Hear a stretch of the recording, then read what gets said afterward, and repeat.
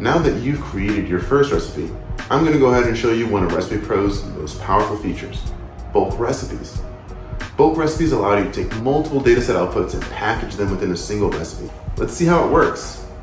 To create your recipes in bulk, just select the checkboxes beside each one of the report types. Multiple will make it a bulk recipe. As a bonus, we'll send this puppy to Snowflake. And recipePro generates the code needed to maintain your data schema in Snowflake.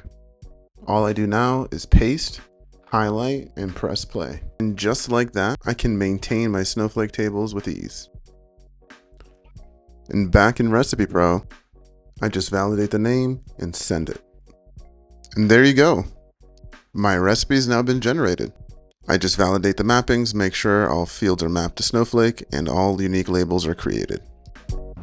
With our bulk recipe generator, you can manage large data workflows with ease, saving you time to focus on insights rather than integration. In our next video, I'm going to show you how to merge existing recipes. I'll see you there.